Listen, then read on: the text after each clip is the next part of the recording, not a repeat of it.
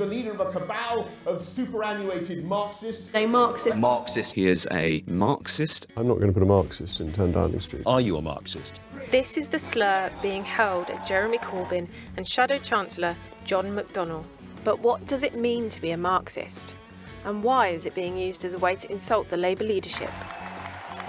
When I told my grandma that I was a Marxist, she was like, Sophie, you're going to get locked up. They always lock communists up. So I think we have to distinguish between, what Karl Marx would have recognised as Marxism, what Marxist followers at different periods throughout history would have recognised as Marxism. Despite the historical mistakes, still attractive to a number of people as a critique of capitalism. It all started in the 19th century with this man, Karl Marx. He and his friend Engels are said to be the founding fathers of socialism. The idea of an equal society wasn't exactly new, but the pair took it on and put the focus on the workers.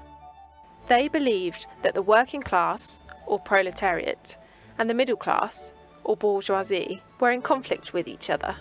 Marx and Engels disagreed with the idea of making profit and thought it was just a way to exploit workers and make the rich richer. Marxists argue those who own property and capital do not reward workers fairly. A rotten system that we don't want to live under anymore, and that's why we fight, that's why Marx fought. One of the main ideas of Marxism is bringing the economy under the control of society and distributing resources as widely as possible and as equally as possible. The creation of welfare systems, unemployment benefit, housing for workers, these are all policies which are pioneered in the shadows cast by the Soviet Union, because governments are fearful that if they do not meet the needs of their own working populations, they might risk a kind of Russian revolution in their own state.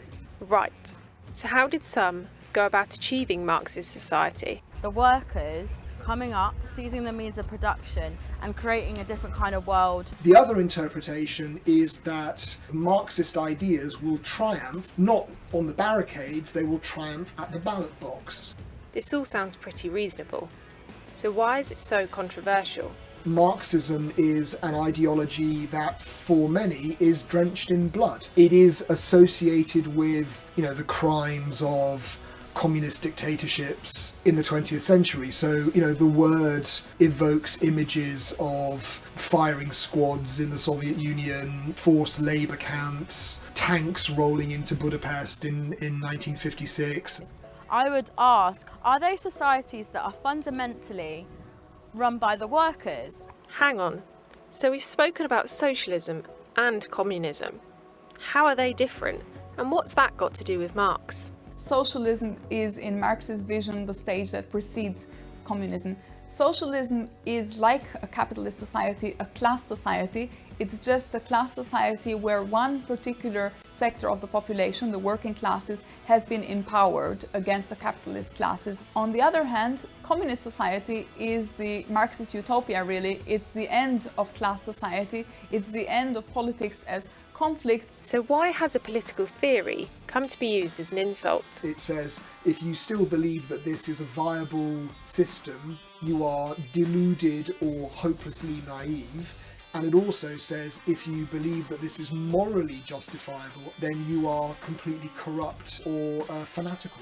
So Marxism is often associated with particularly repressive authoritarian regimes that claimed to be inspired by Marxism, but also failed to realize the core ideals of Marxism, including the ideas of freedom. They think it's an extreme term.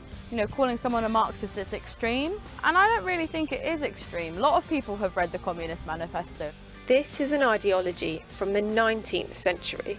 So why is any of it still relevant? We can see the influence of these ideas still in contemporary debates when we think, for example, of issues like nationalization, like bringing under democratic control, expanding ownership and including workers as much as possible. People still consider him one of the best philosophers of all time, and that's why I'm proud to be a Marxist, because those ideas have held up.